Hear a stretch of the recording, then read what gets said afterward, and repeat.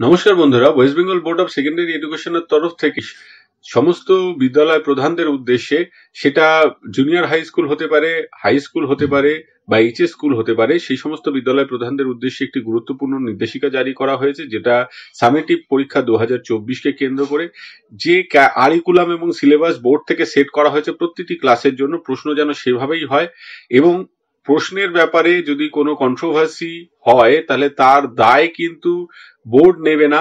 সে দায় question set করবেন সমস্ত সাবজেক্ট টিচাররা, তাদের উপর কিছুটা বর্তাবে এবং অ্যাকাউন্টেবল হবেন মূলত হেড অফ দ্য ইনস্টিটিউটরা।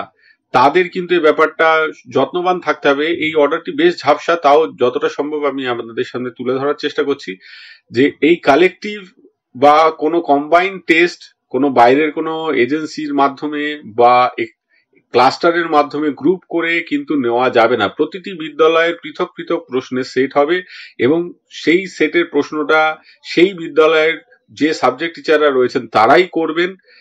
এর কোনো ক্রেডিট যা থাকবে সেটা বোর্ডের থাকবে না, স্কুলের ওপরই নির্ভর করছে এবং বোর্ডের যে কমিটমেন্ট স্টুডেন্টদের প্রতি সেটা যেন কোনোভাবে অবহেলিত না হয়, সেটা যেন প্রতিফলিত হয় প্রশ্নের মধ্যে দিয়ে, সামেটিভ ইভ্যালুয়েশনের প্রশ্নের মধ্যে দিয়ে। এই বার্তাটা দেওয়া হলো। একদিকে যেমন এই বার্তার মাধ্যমে বোর্ড প্রশ্নে যদি কোনো কন্ট্রোভার্সি তৈরি হয়, যে এর আগের বার দেখা গেছিল কিছু কন্ট্রোভার্সি তৈরি হয়েছিল, প্রশ্ন এমন নির্মাণ হয়েছিল, সেক্ষেত্রে যে বিতর্ক সৃষ্টি হয়েছিল তার দায়ভার বোর্ড নিতে চাইছে না বা নেবে না, সেটা স্পষ্ট করে জানিয়ে দিচ্ছে। বিদ্যালয়কেই নিতে হবে, বিদ্যালয় প্রধানদের এই দায়িত্ব নিতে হবে। পাশাপাশি বাইরের মাধ্যমে, বাইরের কোনো এজেন্সি থেকে কেনা বা অন্য কোনো ভাবে প্রশ্ন করার ক্ষেত্রে কিন্তু পর্ষদ সরাসরি নিষেধাজ্ঞা জারি করছে।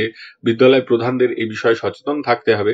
এখন এইটুকুই আপডেট আপনাদের সাথে শেয়ার করলাম। সকলে ভালো থাকবেন, সুস্থ থাকবেন। ধন্যবাদ।